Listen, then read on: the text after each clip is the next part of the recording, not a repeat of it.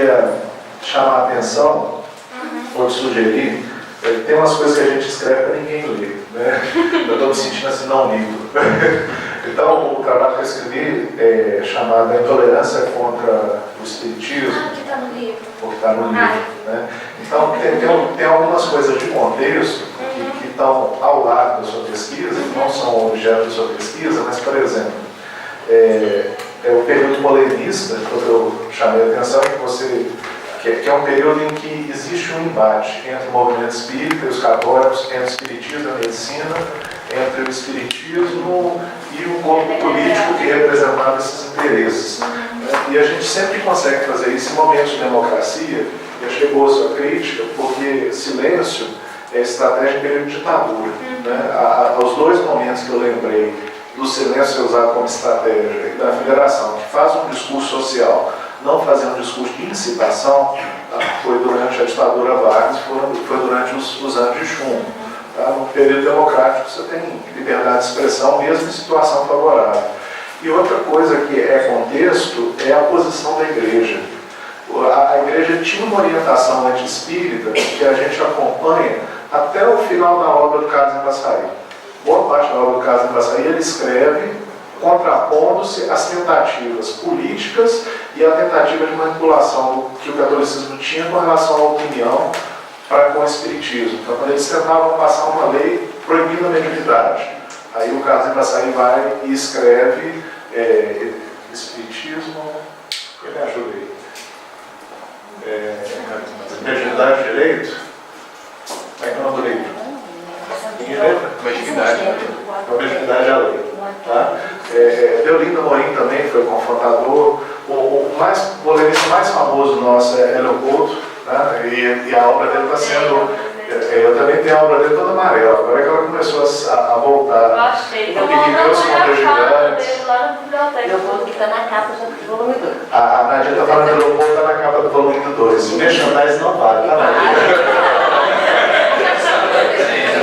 E nessa intolerância, nesse artigo, eu mostro assim, que até um determinado momento foi estratégia da igreja fazer confronto com o espiritismo. Depois foi estratégia da igreja fazer silêncio com relação ao espiritismo. É o que leva o pessoal mais recente a falar em conspiração do silêncio, que aconteceu nas academias e que acontece depois, talvez no Concílio Vaticano II, que é coisa que a Nadia entende mais que eu. Tá? Mas mudou-se a orientação. Então, quando eu falei do silêncio como estratégia de resistência, não como algo que a gente preconize, como algo que aconteceu, tá? E que merece ser melhor pesquisado. Você tem razão, foi formulado de forma meio leviana.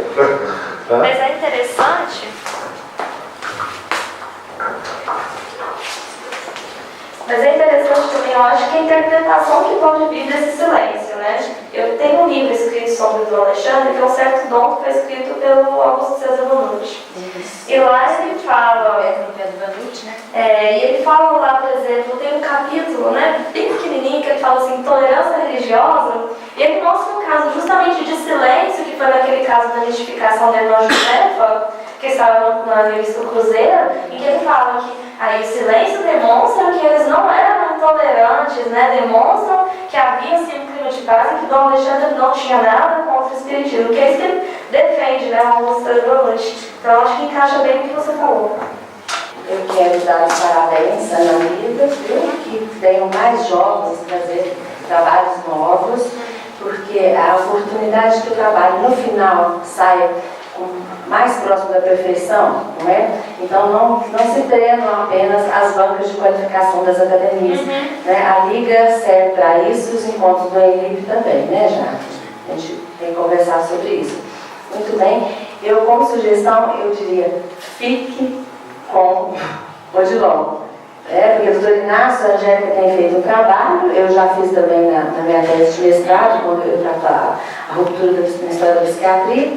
E o DOCA é de uma riqueza, conversei com o Jader, quando o trabalho chegou, né? digo parabéns, é uma riqueza, o que ele fez ali, a impressão que se tem é que ele está mesmo, Uberaba é foco é uma região de encontro de diversas ordens religiosas, e é um pântano sagrado mesmo, que ele quer colocar a cabeça para fora e respirar, seja pelo comunismo, seja de alguma forma, ele precisa achar os seus parceiros para desafogar. E ele enxerga tudo e ninguém consegue ver, ele bota a boca no mundo, não é? Então nós trabalhamos até a Madraça, que é um outro livro dele, como você disse. E Uberaba, realmente, essa queima do livro de Doca é muito significativa. A defesa de minha tese vai ser o mês que vem, talvez você possa aproveitar, porque a gente trabalha com a ideia de que espíritos ligados à Inquisição se reúnem e se reencarnam em Uberaba. Viu? Então, a gente trabalha no Hospital do Fogo Selvagem como uma casa de saúde de passagem para acolher essas almas, né? Acolhendo a reação de um passado.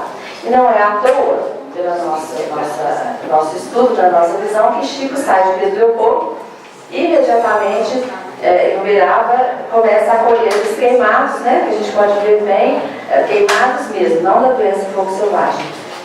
No livro do Marcel Sotomayor, a gente vê o primeiro trabalho de Chico Uberaba é acolher, é quando o espírito chega, se aproxima, então ele colhe queimados. E ao lado de Uberaba tem os leprosos, que seria parte desse resgate, né? O fogo selvagem, a lepra e o lúpus eritematoso, que seria parte de limpeza espiritual do pessoal ligado ao ato de atirar fogo no corpo do próximo. Então, meus parabéns. Eu sugeria, minha sugestão seria foque no Doca, no Orlando, na queima, no ato de se queimar o livro dele em praça pública, viu? Porque isso é muito interessante. Você está seguindo um caminho que parece muito interessante. Tá? Dois dedinhos de prosa, como diz o Massuto. Ana, muito lindo, vejo a juventude discutindo coisas interessantes, mas eu queria fazer só uma perguntinha. É que ontem de noite eu estava lendo o Eduardo Carvalho Monteiro sobre o Eurípides Passanufo, e ele vai mostrando toda a história de Santa Maria, bonito, como ela foi se fertilizando para receber o Eurípides. Se, ao invés de nem tudo em Uberaba é Chico Xavier, se você em alguma hora pensou em mudar, como se preparou o solo de Uberaba para o espírito da envergadura de um Chico Xavier? Não seria mudar um pouquinho o enfoque, assim, mas a favor das águas espíritas? Eu não acho, eu posso ser uma militante meio assim, mas a gente acaba por pensar assim, né? Eu gostaria que você pudesse considerar modestamente, mas ao mesmo tempo, se puder influenciar você, eu influencio, né? Será que tudo isso não foi justamente esse pântano sagrado, não era um solo fértil para que acolhesse? Porque afinal das contas, Chico Xavier, no país, a gente não pode assim dizer nem tudo no Uberaba é Chico Xavier, porque a gente pode dizer como um país pode acolher uma mensagem da altura do Chico Xavier. Muita paz, só isso. Bom, só um comentário rapidinho ali na fala dela, tá muito tempo ainda, ela volta 5 minutos. Só um comentário, não é desmerecendo nem diminuindo a figura do Chico Xavier. Pelo menos na cidade de Uberaba, o Chico Xavier é alçado, pelo menos isso é uma leitura que eu tenho, é alçado quase a categoria de santo. E não só pelos espíritas, mas pelos católicos, pelas pessoas de outras religiões. Eu havia comentado ali em casa com ele mais cedo. Nas fazendas que a gente está passando, inventariando num bairro rural lá em Uberaba, chama Distrito da Baixa, a gente vai nas fazendas mais antigas da região, as que têm maior importância. E teve uma que a gente foi, que era a fazenda da Dona Julieta, e ela construiu lá uma capelinha de São dos Reis, que era muito devota, então a gente vai registrar tudo. E do lado da capelinha dos São dos Reis, aquele monte de santo, tem uma foto do Chico Xavier. Eu falei, o que é isso? Eu falei, peraí, né? Perguntei, Dona Julieta, mas a senhora é católica? Sou, minha filha, sou muito católica, desde pequena de nascença. Falei, você tem o Chico Xavier aqui do lado da Nossa Senhora da Aparecida. Ah, minha filha, mas nós temos muita fé no Chico Xavier, nós rezamos muito pra ele, mas não somos. Só faltou uma imagem mesmo do Chico, né? Então, isso eu fiquei até assustada, eu falei, gente, o que é isso? Mas eu acho que são indícios para a gente perceber como que é marcante mesmo a figura do Chico Xavier. E aí a importância que é dada a ele, não que ele não tenha, lógico que tem. Um espírito daquela envergadura, acho que o Uberaba não vai vir tão